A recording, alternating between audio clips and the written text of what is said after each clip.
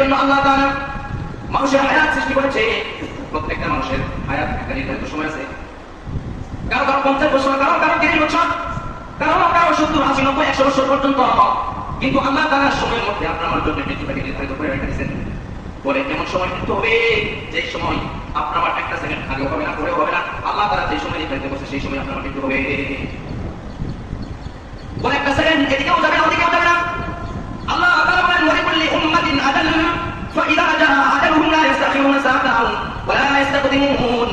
মানুষ তোমার হায়াতটা ধরে রাখার কাটার মতো, বলে আপনার হায়াত ধরে কাটার মতো একটা সেকেন্ড চলে যায়, একটা মিনিট, একটা ঘন্টা, একটা দিন, একটা রাত চলে যায়। আমরা মনে করি যে আমার হায়াত দেখতে হচ্ছে, আমরা ভুল করি। ভাই আপনার বয়স কত? 40 বছর, বুঝলেন কথা? আমরা মনে করি যে অনেক বছর হয়ে গেছে। না, আসলে মনে করেন যত দিন যাচ্ছে, মিনিট, হায়াত, সেকেন্ড যতই কমে যাচ্ছে, যতই যাচ্ছে, এগুলো আপনার আয়ু থেকে শেষ হয়ে যাচ্ছে। বরং আপনার হায়াত মৃত্যুর দিকে, কবর দিকে টেনে যাচ্ছে, হায়াত কমে যাচ্ছে, বাঁচে না। আমরা যে বলি যে বাঁচতে, এটা ভুল কথা, বুঝলেন কথা? এই জন্য আল্লাহ তাআলা বলে তোমাদের একটা নির্ধারিত সময় আছে, যে সময়ের মধ্যে তোমার মৃত্যু হবে। একটা জায়গা থেকে উঠাই দিবে না, ওদিকে উঠাই দিবে না। নির্দিষ্ট সময়ে তোমার আমার মৃত্যু আল্লাহ তাআলা মালাকুল মউতের হাতে তারা নিবে। বলে মানুষ তুমি মৃত্যু থেকে যতই পলায়ন করো, আজ পর্যন্ত শত শত বছর পেরিয়ে গেল, শত শত হাজার হাজার বছর পেরিয়ে গেল, কোন মানুষ কিন্তু, একটা মানুষ কিন্তু মৃত্যুর হাত থেকে বাঁচতে পারে না। একটা মানুষ কিন্তু মৃত্যুর হাত থেকে বাঁচতে পারে না।